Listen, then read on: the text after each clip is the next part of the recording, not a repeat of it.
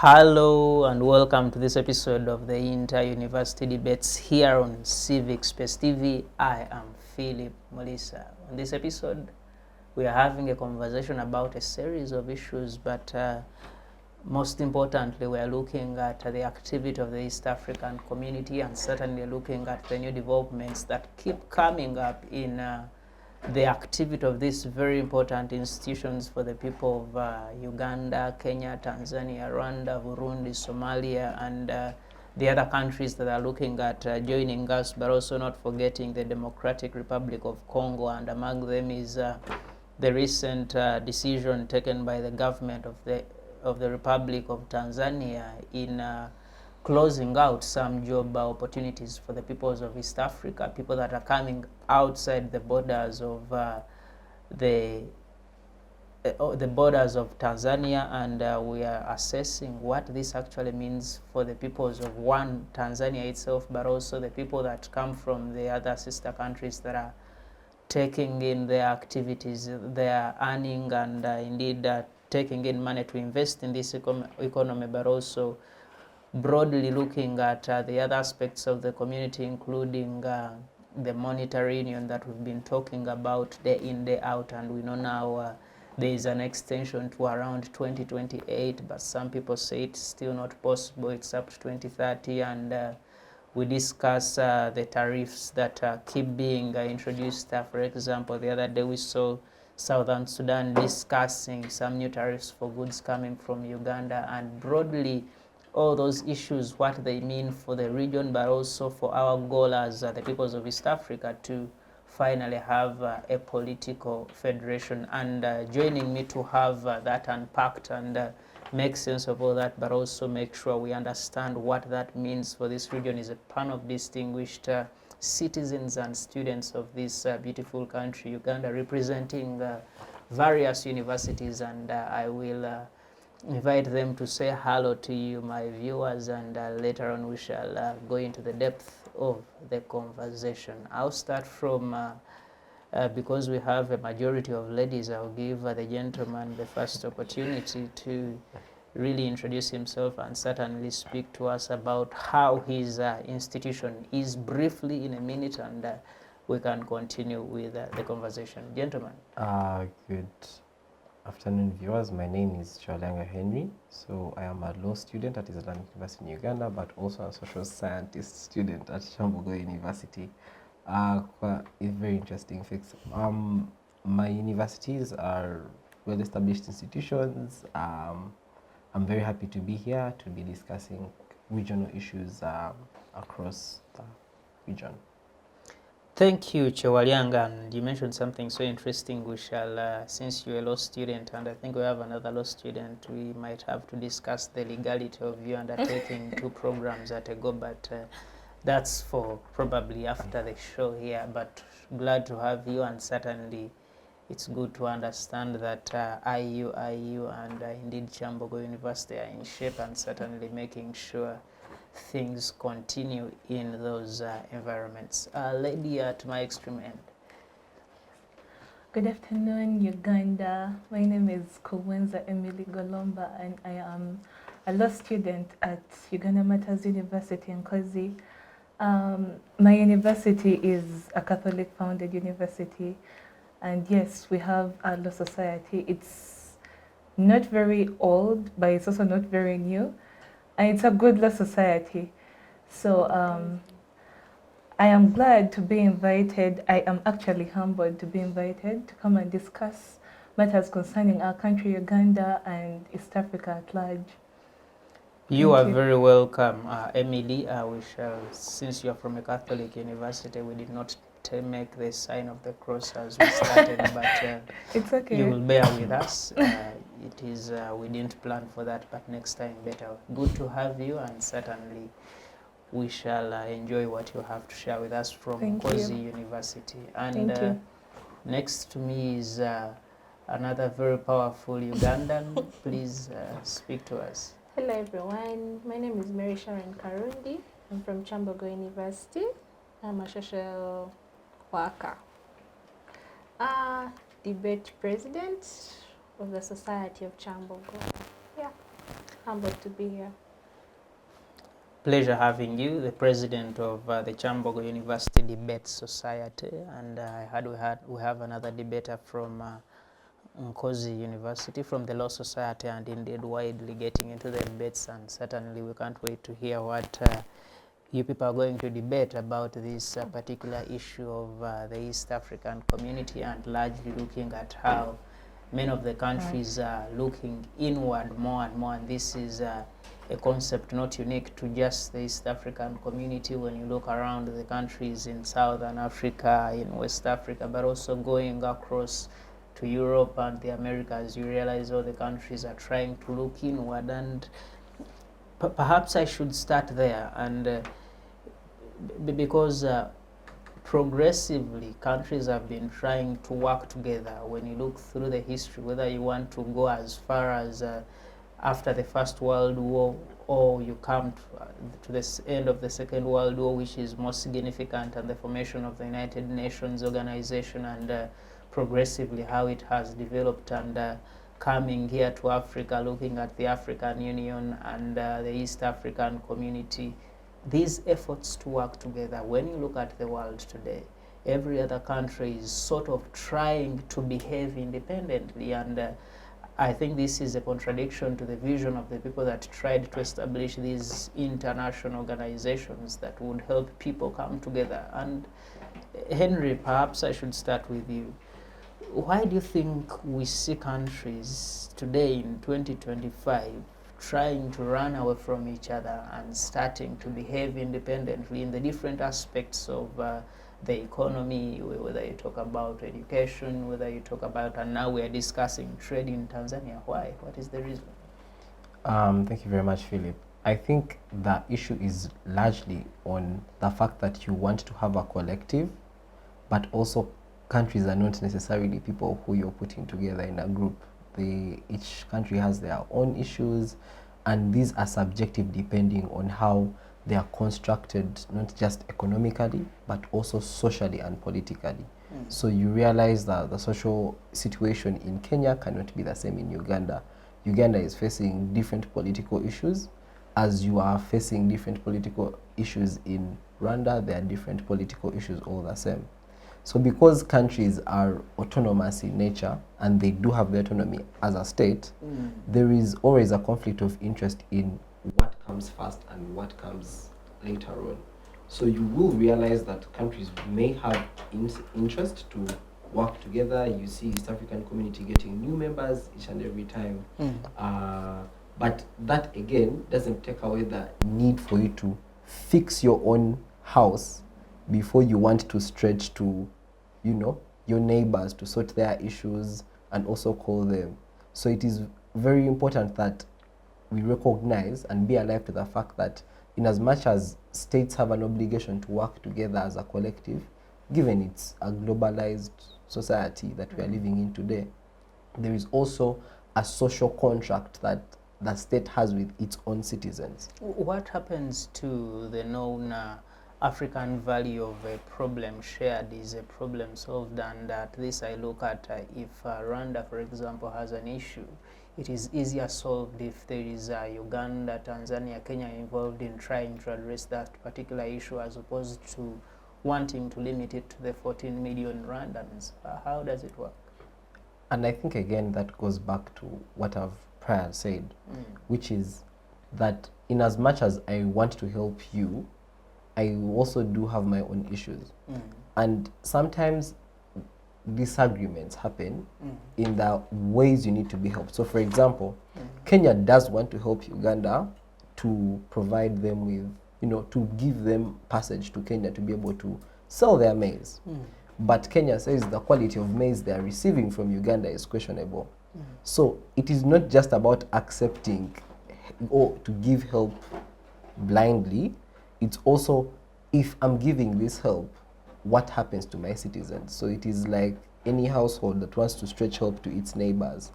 I am giving money for probably, and it happens right now in common society. I want to give money for burial, to contribute for someone going for an electoral position. But before I do that, how is my own household looking? So if people aren't willing to move in your direction, then that leads to what we call self-isolation. Now states start to create their own, and a very prominent example is Brexit, European Union. UK is was a very prominent member of the European Union, not just socially, but economically, financially, culturally, very rich shared history in Europe. Britain, one of the cause of this, but because interests aren't aligned and there are problems you have at home, it becomes very important that you don't take a second thoughts while you're shifting gears to protecting and keeping the interests of your own citizens above all else. All right, thank you so much. And you raise interesting concepts there, including Brexit, and certainly it was a shocker for many people to see one of the core founders of that particular institution choosing to get out of there, and we know the challenges it brought for that very country, also having to change, I think it was about 5 prime ministers in a space of about a year and a half, and a lot of mess was in there. But Sharon, I want to hear from you.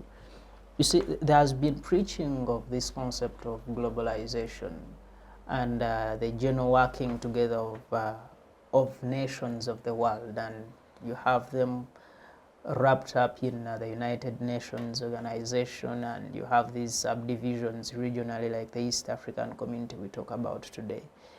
When you see a country, for example, Tanzania now, coming out to say, okay, dear Ugandans, you are our neighbors, you are brothers and sisters, but when you come here, make sure we don't find you repairing mobile phones, make sure we don't find you operating a salon, make sure we don't find you in these small kind of activities in their economy.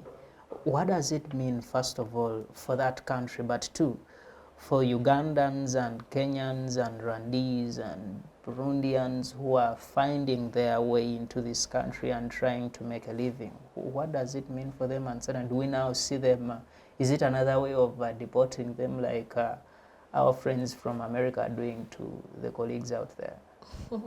Thank you, Philip. Okay, for Tanzanians issue, I think at some point I would say it is good to be selfish for yourself, but also that it depends on the level of selfishness we are talking about.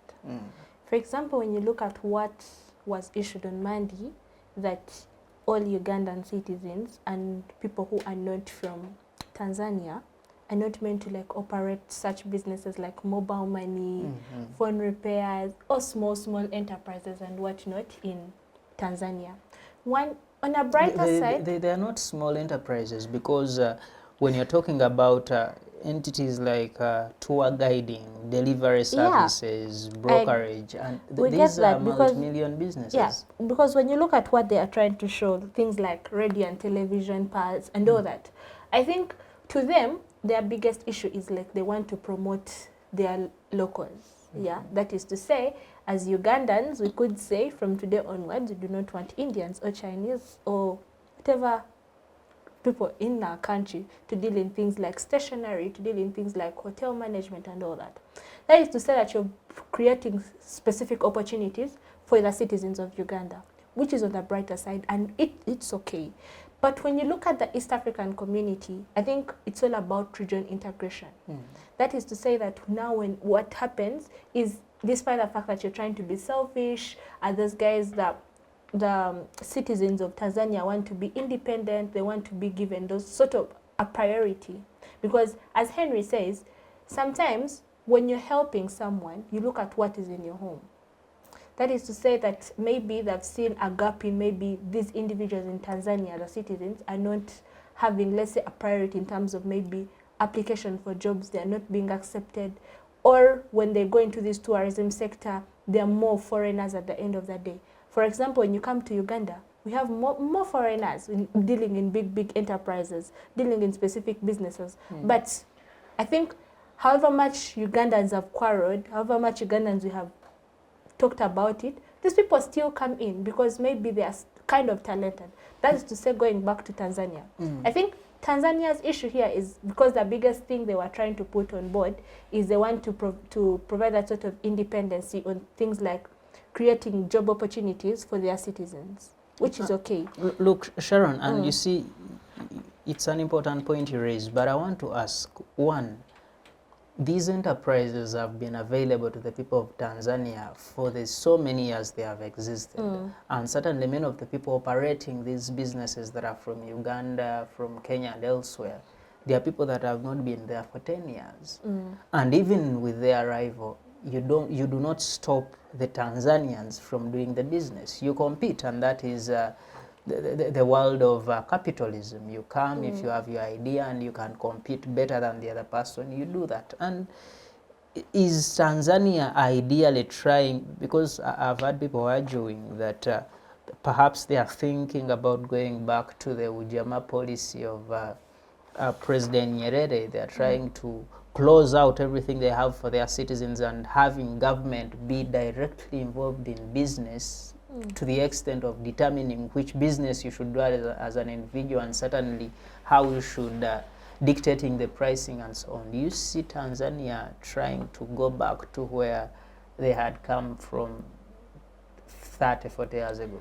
Now, Philip, the problem with that is, even if it is trying to go back, you see, sometimes we need to learn from the past, or we need to learn from specific things. That is to say, when you look at what Tanzania is now trying to do, even if it's going back to the past and the and all that, it means now it is too late for them to do that, because because when you look at the fines they are putting there and the punishments they are putting in, a specific fine is meant to be paid. On top of that, you're going to be arrested for 3 months and you stay in prison.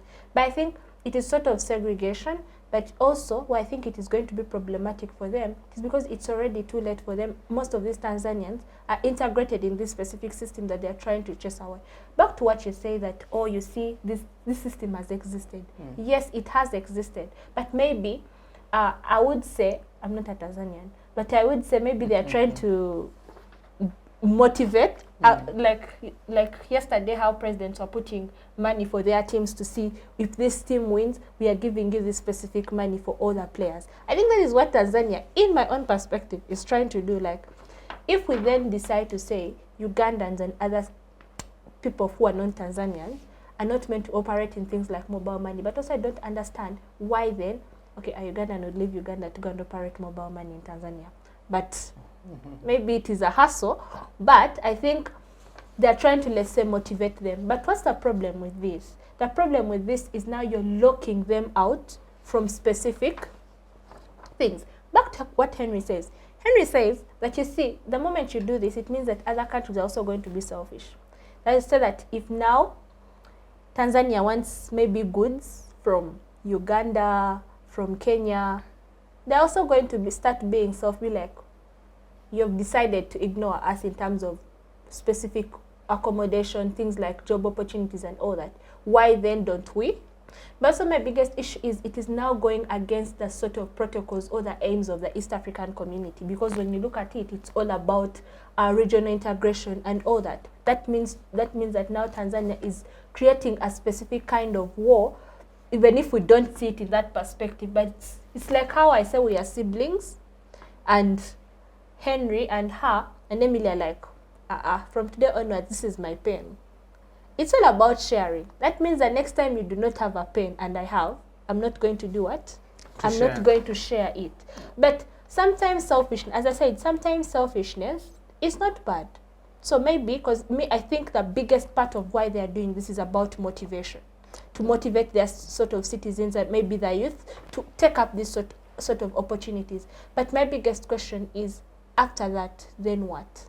All right, thank you so much. He asks, after that, then what? And very interesting discussion we're having here about this decision by the government of Tanzania to restrict activity in particular sectors of their economy to people coming out of the East African region and indeed any other countries from across the world. And they say these are reserved for their citizens, and certainly no one should be seen participating in this activity. And Emily, if I come to you, look, because the human conscience is such that once it is attacked, it will want to defend itself.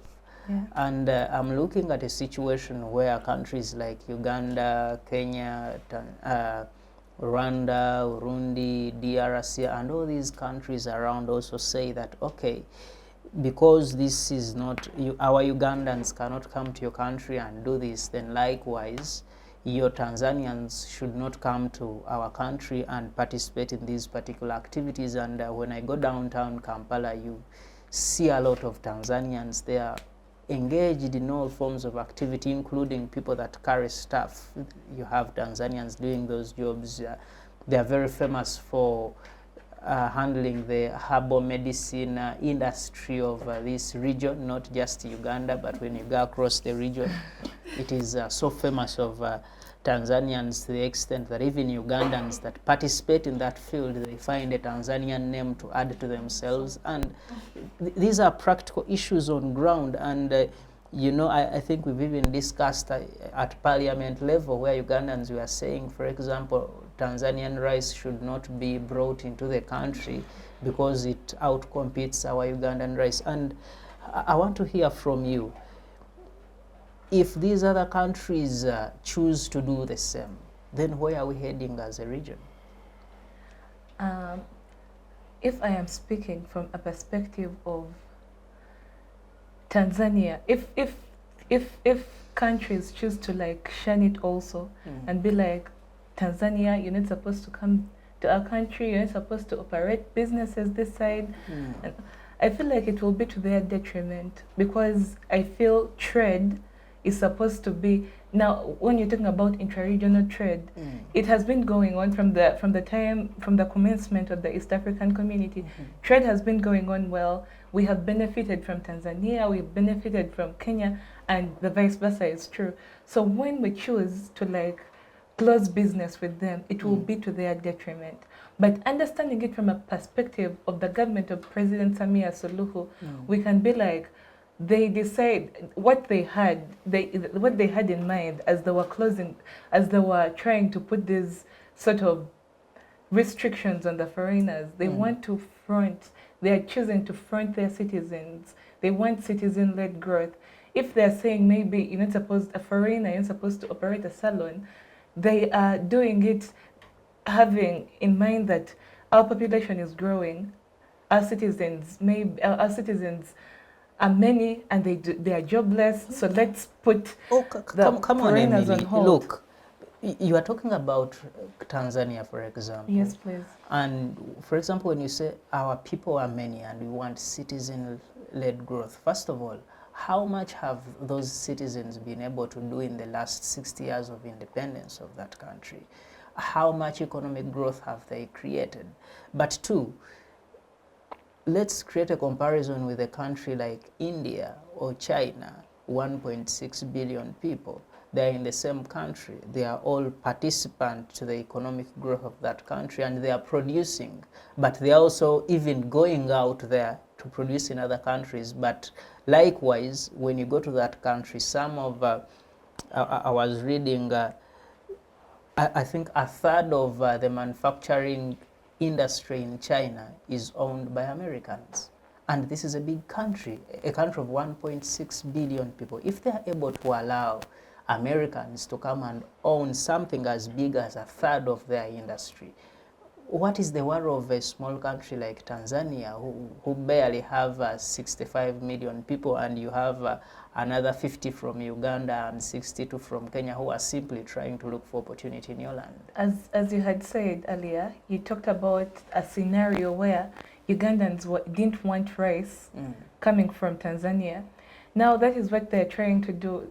The government of President Suluhu is trying to say, okay, our citizens are also manufacturing, they're also doing these things within the country, and they do not want this external competition from other countries. Actually, there are around 250,000 Kenyans like that are established approximately in Tanzania, and I was seeing them attacking the trade minister. I think it's called Lee Kinyanjui. They were attacking him and telling him, so what next for us? Us who are established here, what next? And he was telling them it's a matter of priorities. They want to prioritize Tanzanian citizens. And still, as I had said, the that is to their detriment. If maybe also Kenyans try to do this tit for tat thing, it will be to their detriment. Yeah. Thank you, Emily. And Henry, I want to come back to you. Let me conclude. Let me conclude. When President Nyerere came up with the Ujamaa policy, he did it trying to front Tanzania and still creating those Ujamaa villages, trying to make it a state-owned, making it solely Tanzania for Tanzanians. But still that was so much to their detriment because their economies their economy retarded a lot, and they had to, go and start asking for aid from international countries. Yes, thank you so much for that. And Henry, look, this idea of unity, and we have been here since the 60s. I have talked to people who keep joking that the East African countries were closer to federation during the colonial times than they have been after the independence. And that's an irony because it is those of us that are here indigenous to this area cannot actually agree on these small issues of let me work with the Kenyan and the Tanzanian and we do growth. In any case, who is to benefit from the integration? It is the citizen. It is if I have my tomatoes and I can just wake up in the morning, jump on a bus or train, and then I can sell them in Mombasa, and in the evening I come back to Uganda or sleep in Kigali.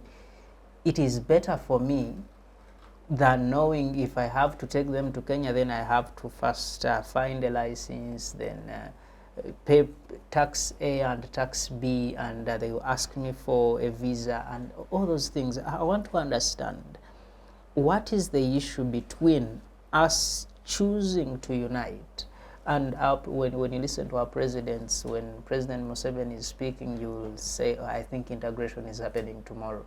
When President Ruto speaks, you think they handled that at midnight and it's done. What happens on ground that for these many years we have failed to actually integrate, even getting this monetary union? We've been chasing on it for 20 years now. What's the issue? Why can't we get together at once? I don't want to continue revisiting back to that conversation I established earlier, which is individual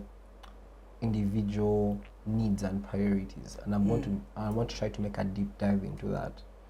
Is like you said, the reason for integration is because you have something that I can get from you and I have something you can get from me. Therefore, we need to work together to come to a common consensus. So when there are glitches in that specific contract, in law there is something in contract law which says that when the terms of the contract are void, it ceases to become a contract. In this same way, I think if there are glitches in the agreement, that is where the problems start. Because there was an expectation that if I'm taking my rice to Tanzania, it is bound to get money and I get returns. Same does the Tanzanian who brings the rice to Uganda. But along the way, the Tanzanian is earning money and taking back returns, while the Ugandan rice is still stagnant on the market where it has been sent. And that is where now the problems start, which is the initial idea and the expectation of all these people was the expectation to all benefit. But if only specific people are benefiting, it becomes a bit problematic. For example, there was a fight around Rwanda saying some specific trucks from, country from this area should not pass through my country, and they should take another route. So now they have to go around as they are taking their commodities. It just ceases to now become an idea of working together. It is on, since everyone is now sorting their own issues, I am now going to go and also sort mine. And you see, that's where my point is, because I keep asking, for example, when Rwanda says I can't work with the DRC, or when Uganda says we can't work with, just an example, Tanzania or Southern Sudan, and you're looking at these countries have the same people. I keep, I don't know that you've had, I keep using this example. In 2005 and through to 2007, Uganda, there were some two brothers in Uganda and Kenya. One of them, Aggrey Awori, was a member of parliament in Kampala here, and Muda Awori, his elder brother, was the vice president in Kenya. And why do I bring this out? Is to say that we are the same people. You have brothers here and the other side. You have Ugandans who have their families in Rwanda. You have Rwandese whose families are in Burundi. You have Kenyans whose families are in the DRC. Just like that. So we are the same people. And I keep not understanding why these same people, you have, because the other day I was watching some people say, for example, what colonialism did to Rwanda is getting that one tribe and get some of the people, put them in DRC, and they are called the Banyamulenge. Then others brought to Uganda and they become Bachiga, and these people from Kisoro, what do we call Bafumbira, and these are the same people. But why does it become a problem for these people who are the same, they speak the same language, to just sit down and say, okay, from now on, let us put it in writing that a Ugandan is free to just go to Kenya and a Kenyan is free to just go to DRC and do all they have to do without conditions? Yeah, and that is going to go back. I think now I want to add in a different discussion before you cut me short. What I was trying to discuss is that there are different nuances. And the sadder part of it is that the person who is suffering the most out of this is the common person, the person who's trying to trade. The other sad reality about this is that the person who is supposed to represent them has no idea what their struggles are, or has no idea what they are going through. I always ask people who always talk about leadership being a stable concept, and I ask, and this doesn't just across to one political party, it's a general concept. I always ask, when was the last time your MP actually visited you to understand your specific problems? I was in a place, it was in Kasanda, Bugaya constituency. There's only one school there, one secondary school. So the question is, if the person can't even go back to where he is to assess if he has 1, 2, or 3 schools, what then makes you think this person wants to have a discussion of whether the things are going out? People in Kasanda are largely known for growing maize, right? Someone has 4.5 acres and they can't sell the maize because the sun has scorched all of it.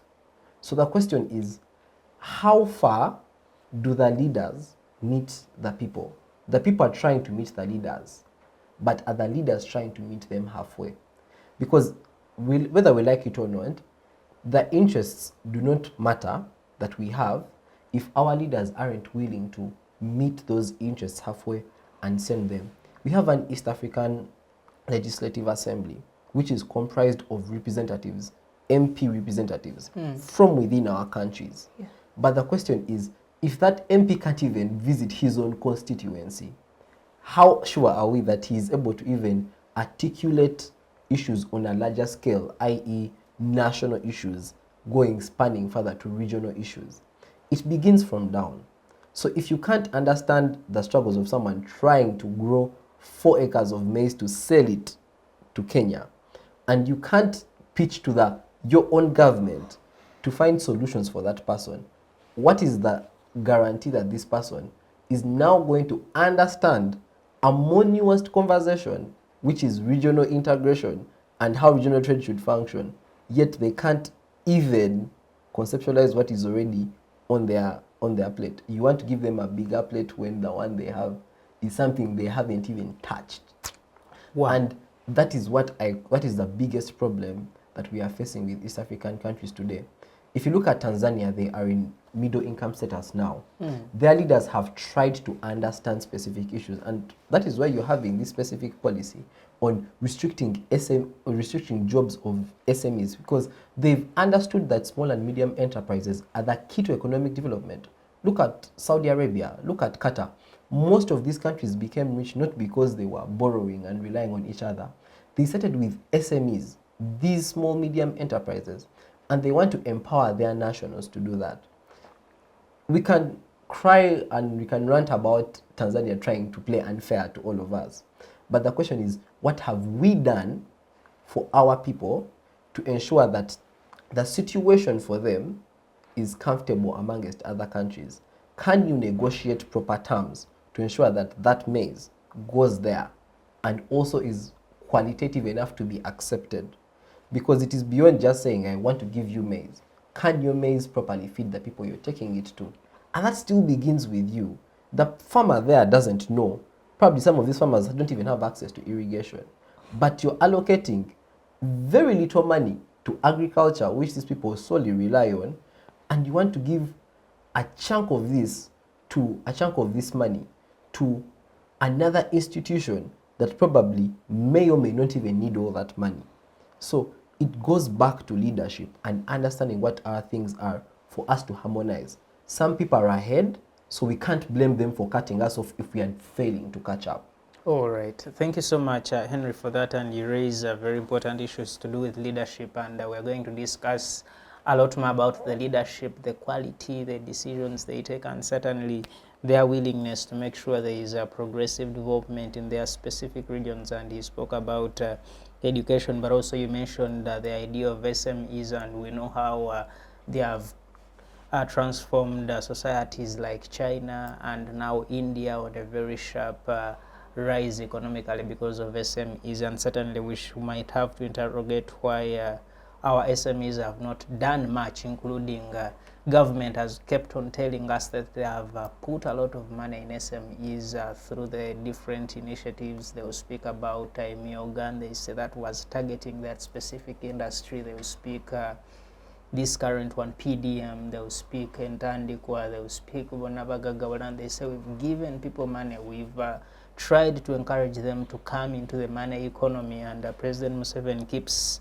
singing that song of come into the money economy, but why is it not working? That and more in the second segment of the inter-university debates here on Civic Space TV. We're heading to a very short break, and certainly we shall be right back. Digital rights are those human rights and legal rights that allow individuals to access, use, create and publish digital media, or to access and use computers, other electronic devices and telecommunication networks. Digital rights include a right to freedom of expression, information and communication through technology, a right to privacy and data protection, a right to credit for personal works, a right to universal and equal digital access, a right to identity, a right to anonymity, a right to be forgotten, and a right for protection of minors, among others. The state's digital rights are frequently violated through various unfair actions, for example, blockage of websites and social networks, theft of credentials, unauthorized use of people's data for personal gain, privacy intrusion, online censorship, arrests and intimidation of online users, internet blockages, and the proliferation of laws and regulations that undermine the potential of technology to drive social, economic, and political development worldwide. It is hence every citizen's responsibility to respect rights of other digital users and to speak out or report to the responsible parties when one's rights are violated.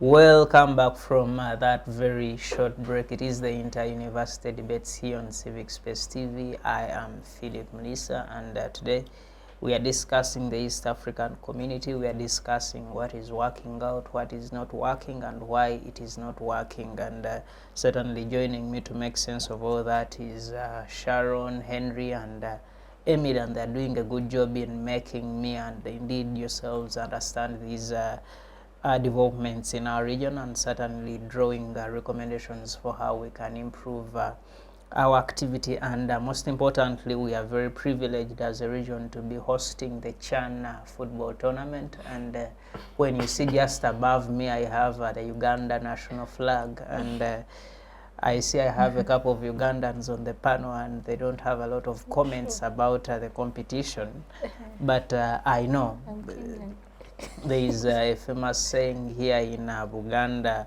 Owamanyi Takela, so probably in the successive matches that Uganda is hosting, including Guinea, including Niger, and South Africa later on, Uganda is going to be shining. But widely. If other members of the East African community are winning, then certainly there is reason to celebrate, and perhaps one of the soft powers that could be used to leverage this idea of the East African community, and going forward seeing that we can work together, and perhaps 20 years later we shall have one team competing against the other members of the continent. Colleagues, we left off at a point where we are discussing the leadership, and Henry was telling us about our leaders who can't even understand the challenges in their constituencies, and they can't even finish what can be done. He mentioned a particular constituency where he found one secondary school, and you're looking at all the people in that particular constituency and what opportunities they have to go on with education if they can't find a school in their constituency. And Sharon, I want to hear from you. First of all, I keep hearing this concern of our leaders, the quality of our leaders and what they are able to do. And I won't give you the burden of really assessing how good or bad they are, but I want to understand from you. Do you think our leaders understand the interest of the peoples of our region? And certainly if they do, why are they not doing just that to make sure that this region can not only survive but thrive going forward? Thank you, Philip. That's an interesting one. So, back to leaders. On my perspective, I think it's 50-50. Some know what to do, others don't know, and others are doing it for their own case. That is to say, and this goes back to us, the citizens, because we are the people who put them there. For example, if I'm contesting as an area MP, necessarily means I have a specific class I'm in and I have specific achievements I'm targeting, or so my achievements differ. Am I targeting the community achievements, or am I targeting my personal achievements? You see, our motto is for God and my country, but how many people have changed it to their own understanding? For God and People myself. are tampering with our motto? Like, it has happened. So that is to say, because people want to go there and be like, let me go test what is in parliament. Let me go test what is in leadership. A lot of promises are going, and this is to say, we are all from different universities. When we are contesting for these specific positions in university, starting from the lowest, it means that people are going to come and tell you, oh yeah, when you vote me, or when you do this, for example, if I'm going to be like the guild president, I'm going to make sure I'm fighting surcharge. I'm going to fight this. I'm going to fight ABCD. But when you reach there, then what happens? Do your dreams come to an end? Do you stop dreaming? Perhaps we should discuss the capacity of these people in, first of all, challenging what they speak, they will challenge. But two, when you look at a typical Ugandan campaign, people are there and simply talking about has everyone got a drink? Has you rarely get to hear people discussing issues like housing, issues like integration, and I want to find out why. That's the problem, as I said. We don't, Henry says a lot, but I want to disagree with him at some point, because you don't say the capacity of our leaders, it is what we think as citizens. Because, for example, we are going into elections. People want to vote someone who has a good mindset or a good manifesto that will help them, but to vote who gives me money, who is going to buy for me salt, who's going to buy for me water. Is that what you guys vote for? Obviously, even if she was, she wouldn't tell you on air that yes. But we have monetized elections to a point whereby these people have to make so many promises to be like, okay, if you vote, because when you look at the recently concluded primaries of the NRM? NRM, yeah. Someone will tell you, man, me, I'm not voting you if you don't give me this. And they'll legit not do what? Vote. And they'll go to someone who has given them 2,000, 1,000, 3,000. For what? First, it's like, I'm trying to buy my vote. Yeah? So, under these circumstances, the bad side is that you're ignoring for someone like Henry, who has a good manifesto, and someone like Emily, who is maybe, I'm going to use this as an example. I say like Emily is into, I just want to go there, have my own selfish needs. I want this. It is about who has more money. Because Henry doesn't have money necessarily means he's not going to win that specific vote. Emily will win because she has bought those specific people. And I think I'm so happy because when you look at how these things were, is when you're campaigning, the only thing allowed to do is maybe give these guys water because you've called them. Like any person who, when you visit someone or in a family, you're given something. For example, I've been given water. Yeah? So that is the And thing. for context, we were not bribing you. Yeah. No. It was not bribing. It was about, it's like protocol. Yeah? Which is understandable. We care. Yeah, you care. These guys care. But on the bad side of this is people think when you do this, you are going to do it throughout. Now you're going to see how so much you're going to strain these MPs, or you're going to strain these people who are now coming into leadership, who are campaigning. That is so that Henry is going to go and tell me like, man, if you don't have beer, you don't have UG, you don't have soda, I'm not going to vote you. And you see, because you raised that, and perhaps I should engage you, maybe I should start with Emily on this issue. The issue of participation in political activities, and certainly if I can do a quick poll here, I'm not going to do it, I know, I don't want to ashame people here, but there's been a series of political activities happening. We had voter registration, voter update, and displays. We've had the NRM party undertake the primaries she talked about. We had the NRM party undertake it's structural elections. I think it's still on at the district level now. We've had the other political parties, the National Unity Platform. You've had expression of interest. They had also registration of members. And the Democratic Party had their convention recently. PFF had their convention, the National Delegates Convention recently. I think we had one of the Common Man's Party and all these other. But if you ask typical university students, how many of those activities have you participated in? You will be surprised. And I want to ask, let me start with you. First of all, I don't know whether you've participated in any, but when you look around Nkozi University, are people participating in political activity? And those that are not, what reasons are they giving for not participating? Because these are the processes that give us the people we are talking about here, that are unable to lobby for a school in a constituency, that are unable to understand the details and ideals of integration, and certainly making sure we achieve that. Okay. From my perspective, I feel like when a leader comes into power, that leader has weaknesses and strengths. Yeah. Now, what usually people do is the fact that, I'm not saying all leaders have been good. There are some good, the less majority of the leaders that have been good, have tried to motivate people to get into politics, go there and vote, you know. But then there are those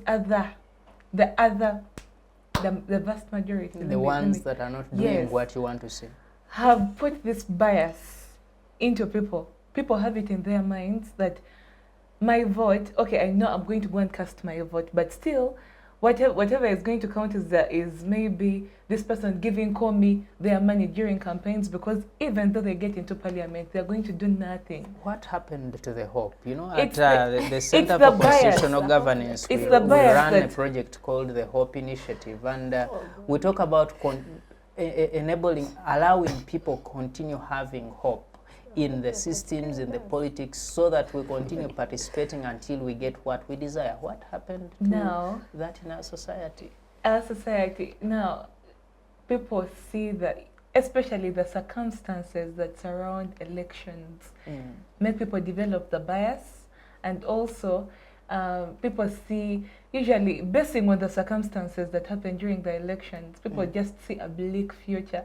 They see a bleak future, they know it's the fun is ending before the election. After the election, this person is getting into power to like front what they want, because we have seen the biggest majority. There are just a few leaders who have gotten into parliament, and they have done very, I don't know, very wonderful. You see, and Emily, if you incredible allow me, things. and perhaps I pick from you, Henry, look, because we're discussing university students. If you tell me you're a university student and at this level you've only participated in one election, some of you did not even participate in the previous election, and you're already tired, you're already demotivated for one election, what reason really do you give me at that level? And when you look around, the people you are talking about, the senior citizens who are now holding the positions of authority you talk about, are people who started being active in their university days.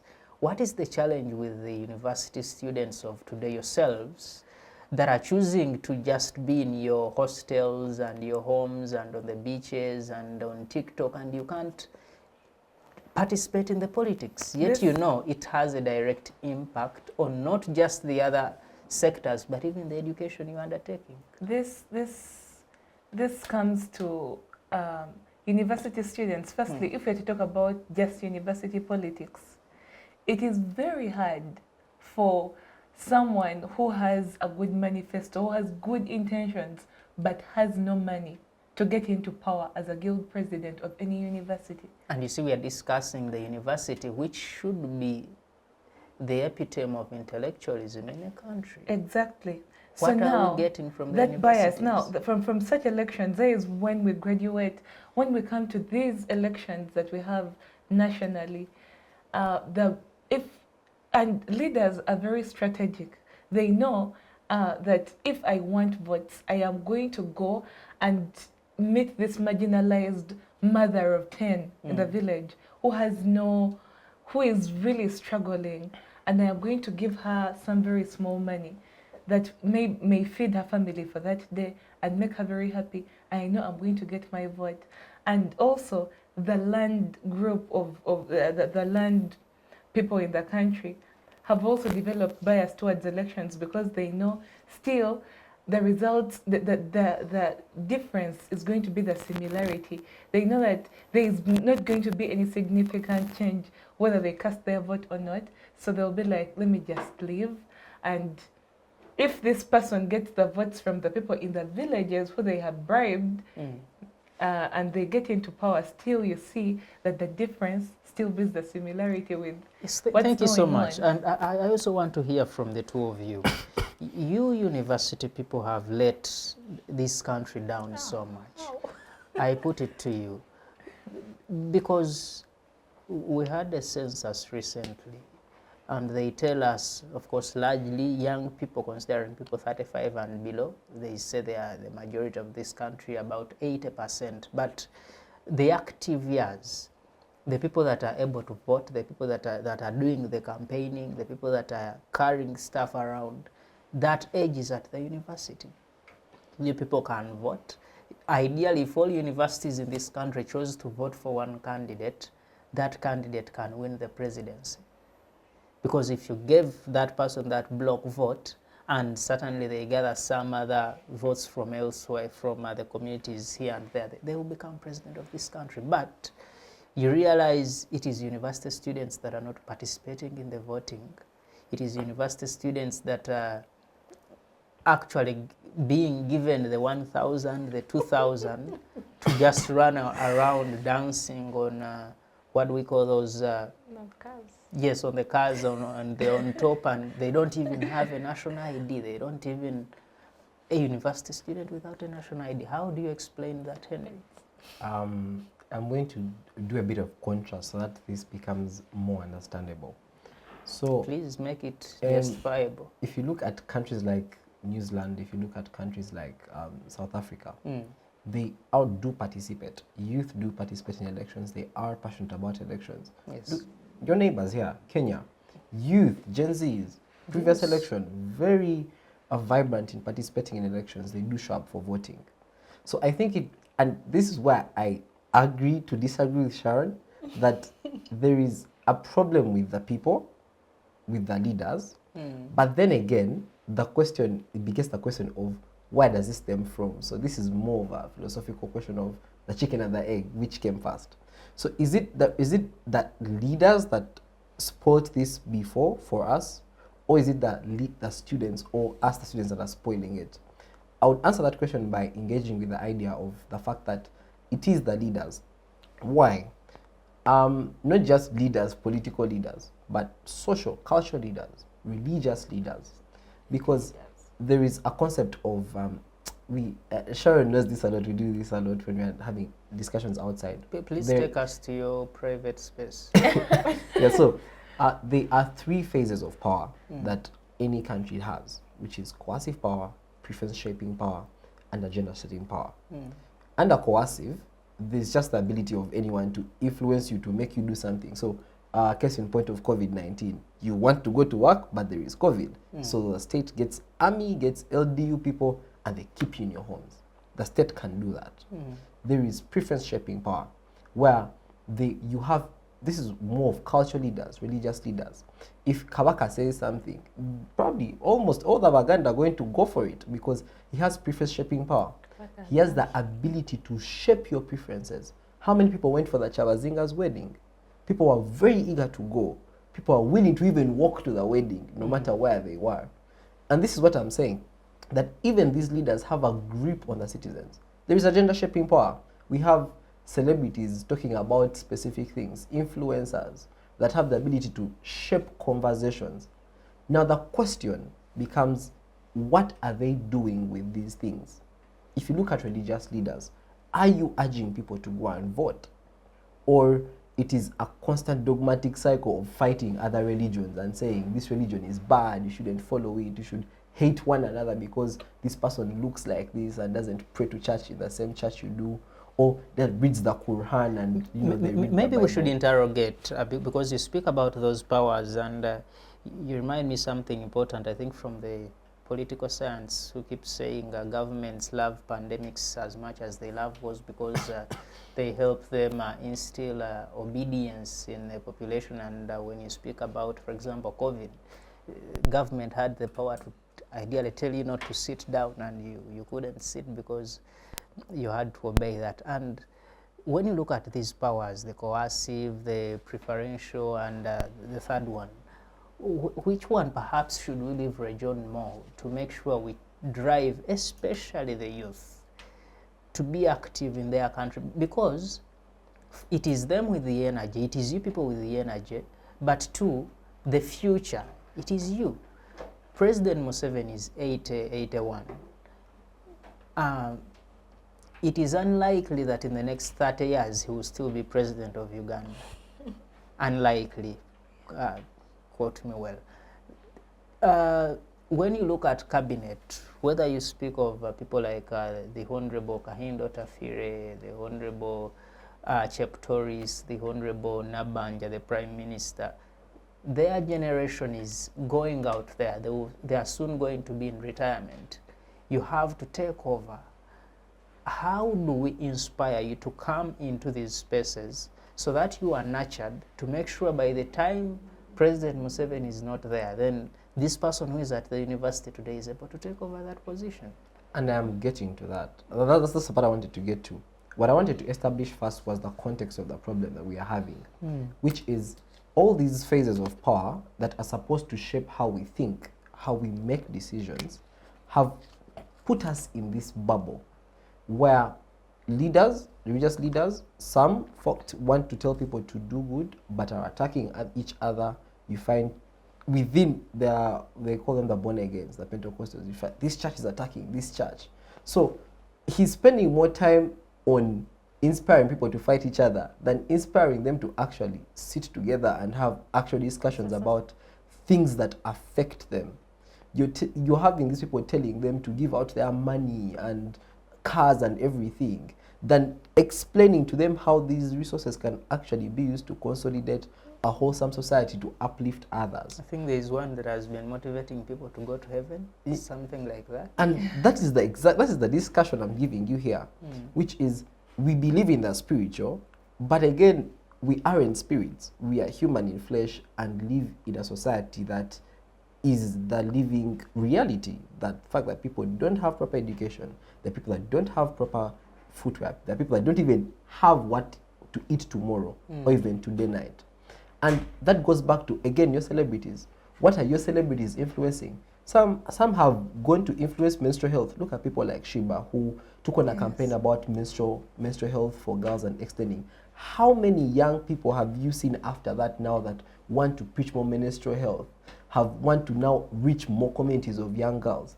That is the concept now. Those people lead and we follow. So it's where they focus their energy that the rest of the people now have to be inspired to be. But the problem is that even with people that have coercive power, it's what people are afraid of. They want to lead you to those spaces, but what happens to them after? So it's one of two problems. I either stand up to you and I get clapped back, or I accept what you're able to offer. So some of these people are paid to manage, those other things. But political discussion is a whole volatile environment altogether. It is very chaotic, where where press are being beaten to the extent that they are hospitalized. So if they can beat a camera person who by law isn't supposed to be touched, what about you, the celebrity, who has who is in legal terms a normal person?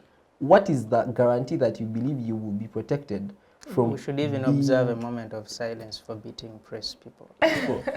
for beating people. So they want to enter those spaces and inspire other youth, but the situation is too volatile for them. Some have either resorted to inspiring, like I've told you, Shiba is doing menstrual drive. You have the former Miss Uganda who contested for Miss World, now talking about autism children, something that Ugandans didn't even know as an existential problem. That's far they can go. They can't enter political discussions because they know what happens when you step in there. Others have gone to just make music about other people. That is why people liked Robert Chagulanyi a lot, because of making music and making conversations on actual problems. So the question goes back to how many people are doing it now? Because how many people are singing about poor electricity bills being high or taxes being very high, like Robert Chagulanyi used to do? How many have taken on that mantle? Because more people are about having more music on vibes.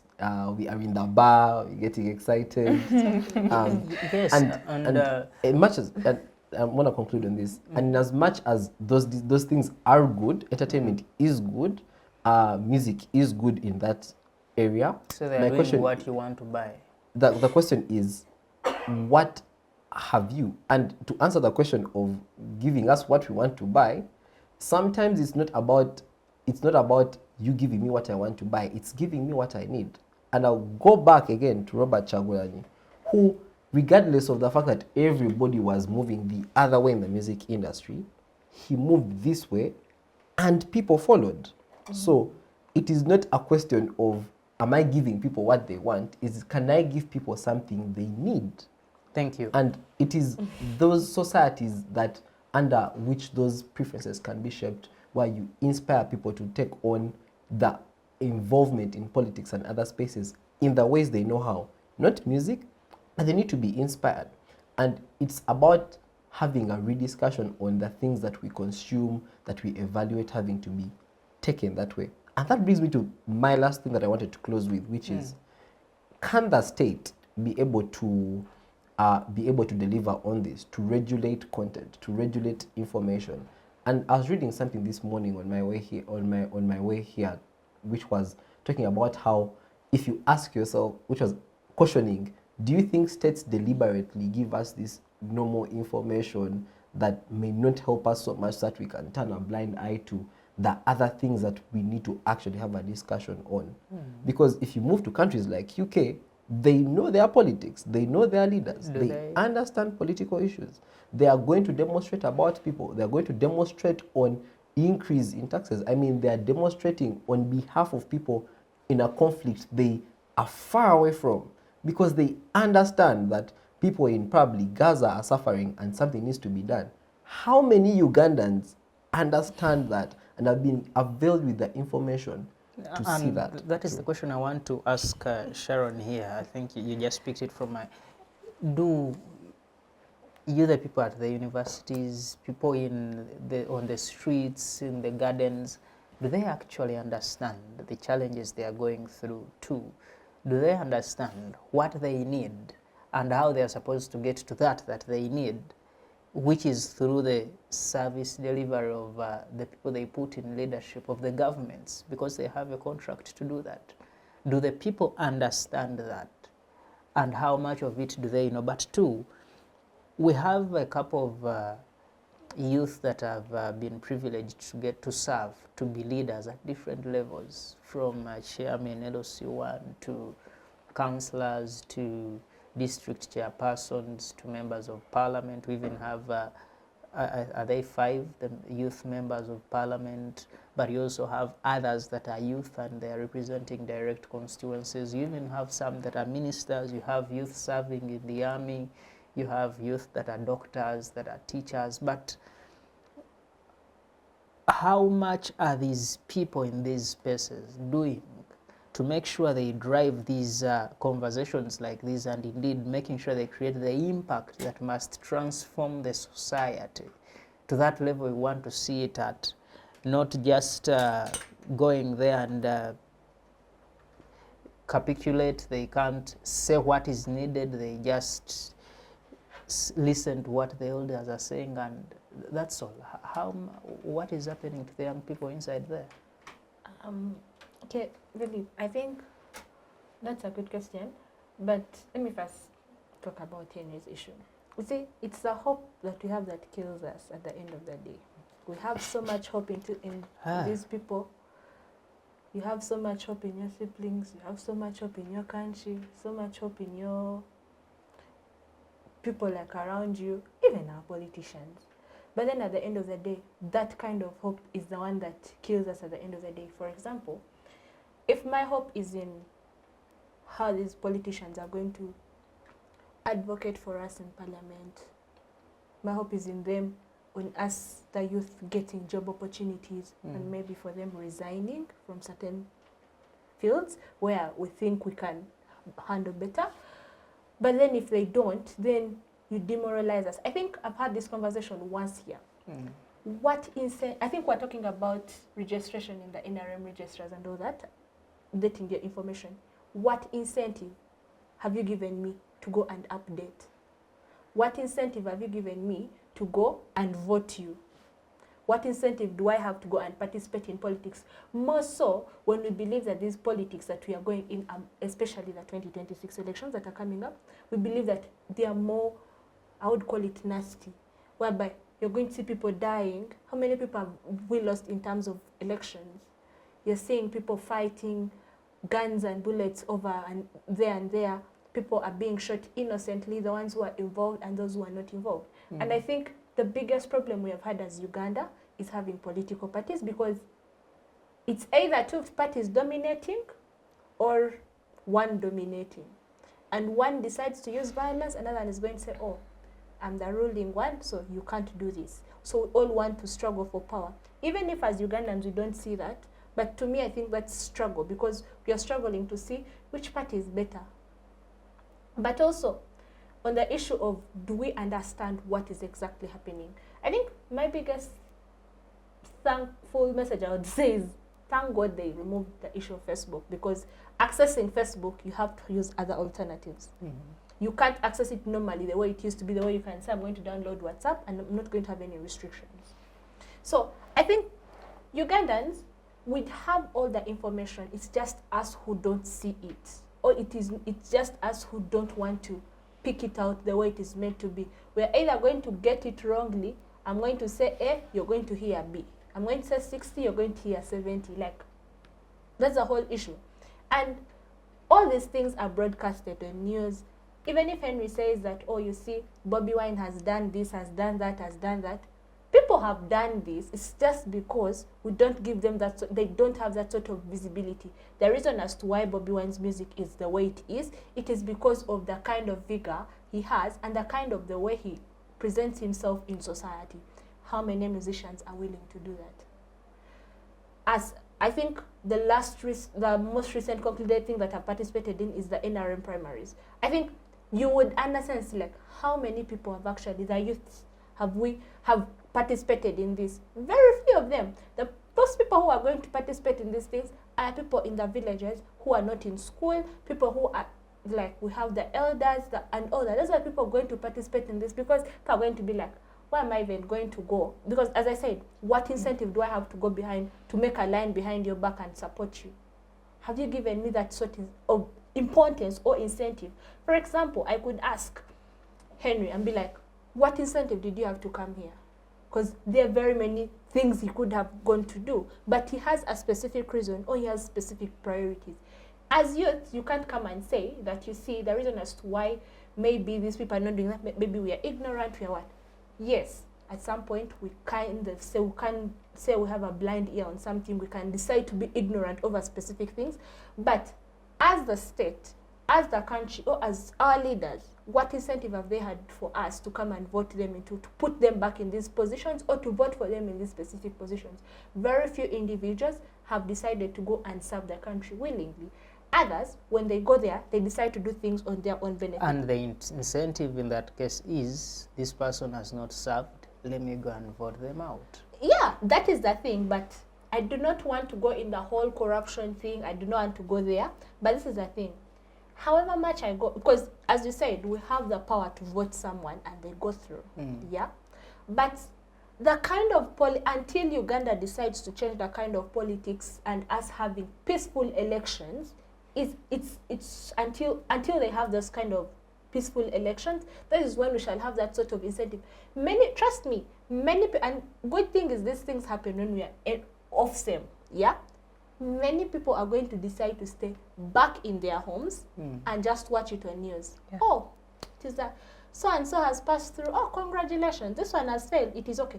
And my biggest issue is people are now taking politics as, you see, people, you know, there's always this thing of politics is a dirty game. People are taking politics more personal to a point whereby you're seeing people are. This is when you look at the very many your lawyers, how do they call it, petitions that are in the tribunals that are happening right now. Very many petitions are up there, but this is because some of them, it is not because it is genuine. It is because maybe we have put in so much energy into, we have borrowed, we have done this, we have done A, B, C, D, and all that. And now because now what people think about politics is, what am I going to gain out of it? Not what, as Henry says, you say that people, this is what us as youth we don't see, including myself. You might say, I'm meant to give you what you need, but it's what us Ugandans we don't want. If you don't give me what I want, then we are not friends at all. We look at it in a perspective of, you need to give me what I want, not what I need. If you give me what I need, I'm then going to quarrel. If an MP comes up one morning and is like, I'm going to build a borehole, I'm going to create maybe things like taps, I'm going to create job opportunities, or maybe advocate for specific things for the youth or for the people of this specific constituency. When elections come, it's all about, did she help me pay tuition? Did she help my child?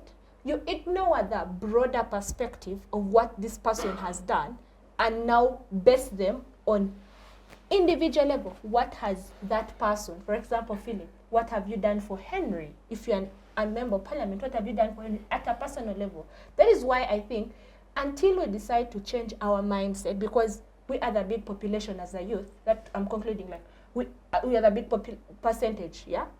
If we decide to change our mindset and look at, okay, it's not about me being personal, it's not about what I want as an individual, but on a broader perspective, what does my community need?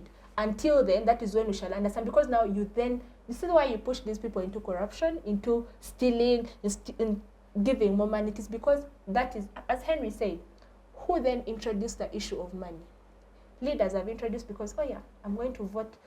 In order for Henry and Emily and everyone here to vote me, I need to maybe say, Henry, for you're lacking this, let me give you the data, let me give you the transport, let me give you the water, let me give you ABCD. They introduced this, and it's only us who are now growing into these specific things to change it to a point, be like, it's not all about money, it's beyond. We look at things not on the small perspective, but on a bigger perspective. If I vote, for example, you're looking at the kind of people they are taking back to parliament and you're like, God, is this person going to be able to speak, or is this person going to be able to do All that? right. Sorry. Thank you so much for that, and very important discussions there about this particular issue, and certainly a lot more can be talked about the idea of leaders and how we get them there, but also what they are able to do for us as the people that elect them, but also a conversation about the people that actually get to elect the leaders, and certainly what is their interest, but also how strong are they from the temptation of being bribed with 1,000 shillings, 2,000 shillings. I think we saw this on camera in the concluded primaries. People were on the lines and they're giving out 1,000 shillings, 2,000 shillings, and people were changing. They're on this line at 1,000, the person changes to the other line 1,000, and I think these are some of the sad realities that keep happening in our societies. But thank you for keeping it the inter-university debates here on Civic Space TV, and you see the great work Nkozi University is doing, the great work Chambogo University is doing, and indeed Islamic University in Uganda. And certainly, colleagues, we could be here for the whole day, but at a certain point our conversation has to end. And before we get out of here, I want to pick from you, when you look at how the community is, the East African community, and the challenges we keep experiencing, are there chances that we are going to wake up one day and this community, these countries are one, and we have one leadership, and we are running a common currency, and we are running a common education system, and we are running a common transport system, and so on? I'll start with you quite briefly. The chances are there. The chances are, if only the youth, because right now our countries are banking on us. They are banking on the attitudes that are being cultivated in us, because these attitudes are the ones we are going to carry on as we grow. So if our elders are getting phased out of the system and we are coming into the system, we need to recognize their failures. If they have made mistakes, we need to correct their mistakes and uphold their strengths. That is the only way we are going to, if we realize our elders. Because now, talking about before the revival of the East African community, the leaders that were there at the time, when you talk about leaders like Amin, President Amin, who was conflicting with President Nyerere at the time, and then the then President Obote of Uganda had to try to get them together, but still they had these wrangles. So after its revival, when these people came into, when these other presidents came into power, we see that they are trying to make a few changes and improve the system. So as the youth, if we decide to recognize that this is a fault in the system of probably President Suluhu, probably President Ruto, we recognize their faults and choose to correct their mistakes, probably the future is bright. Yes, thank you so much. And you talk about the challenges of then including the collisions between our leaders at the time, but certainly even then, when you go a little deeper into the history, you will see how there were more of other challenges than even the disagreements between the presidents themselves, and certainly things could not work out. Henry, the chances that we can pull this off and become one? I think when all is said and done, it is a step we are taking a step in the right direction, which is, if you look at the East African community in general, we're not just adding more members, we're trying to, benefit from each other. When you add more members come with their issues. And, it may cause some clash here and there, but there's always a slow realization to harmonizing. Last time there was a border conflict between Kenya and Uganda. That's something that they sat down, negotiated, and forged a way forward. And that is the whole point of globalization and being together. We are different, but we can be able to find a path. The beauty of diversity. And as for the youth, they are actually seizing the opportunities. Look at the Gen Zs in Kenya. They are finding all ways to ensure that they are heard and things are seen through. If you look at Uganda, the current 2026 elections, there are very many young youth that have taken up positions. Local councils, LC3s, LC5s, LC1s. You're seeing some of them are going for, even MPship. I have a friend, he's at studying with him at law, Festo. He's going for MPship, but he's in the same year as me. So people are taking up spaces, and it's a step in the right direction. Once we are realizing our potential, and as time goes forward, we shall fix our countries, and then fix our communities. Well, thank you, Henry, for that. And Sharon, we are looking at this community where Ugandans are challenging Kenyans, Kenyans are challenging Tanzanians, Tanzanians are challenging Rwandese, Rwandese are challenging Burundians and DRC and so on.